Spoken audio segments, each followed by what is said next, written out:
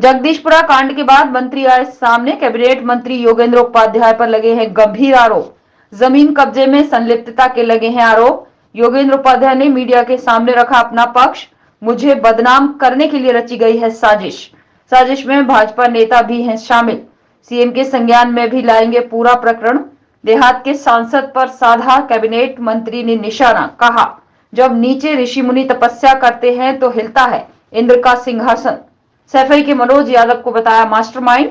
सैफई परिवार का मनोज यादव को बताया खास। मनोज यादव के इशारे पर हुआ है कब्जा। आगरा पुलिस पर भी मंत्री ने लगाए गंभीर आरोप। टहल सिंह नहीं है जमीन का मालिक।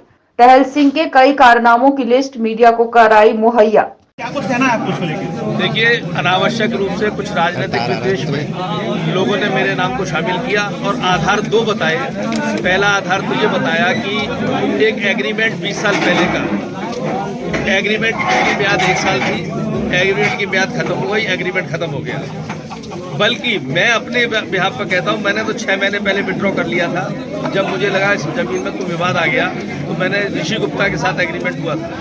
ऋषि गुप्ता का भाई मैं तो अलग होना चाहता हूँ। मैंने अपना बहुत नॉमिनल पैसा दिया था, वो ऑफिस लेके उन्हें लिखित रूप में दे दिया कि मैं अलग हूँ, और इसलिए मेरा तो कोई मतलब नहीं। दूसरा, सबका ही कोई मतलब नहीं रहा। ऋषि गुप्ता का एग्रीमेंट टाइम बार हो चुका, काला थी, और जैन साहब ने भी मानते हैं इसको कि उस एग्रीमेंट से हमारा कोई मतलब नहीं है, और ऋषि गुप्ता एंड कंपनी भी मानती है। इस जमीन पर कब्जा कराने का पीछे का राज किसका है? आपने बोला जैसे मनोज यादव, जिसने कम से कम 6-7 करोड़ रुपए खर्च करके इसकी रजिस्ट्री फर्जी रूप से सामने देखिए। हम मानते हैं केंद्र में आपकी सरकार, उत्तर प्रदेश में आपकी 2 बार सरकार, उसके बाद भी सैफई परिवार का आदमी आगरा में जमीन पर कब्जा करवा रहा है। यही विडंबना है जिसकी जांच कराऊंगा।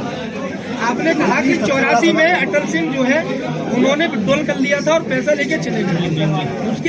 उसके बाद फिर वो रजिस्ट्री कैसे कर सकता है? कोर्ट में भी गए, 2004 में हारे भी। तो यही तो विषय है, रजिस्ट्री जब करना है तो इस पर मुकदमा होना चाहिए। मेरा कहना यही है कि जिन पर मुकदमा होना चाहिए फर्जी काम करने वो तो हुए नहीं है, और जो असली मालिक थे उन्हें बाहर कर दिया।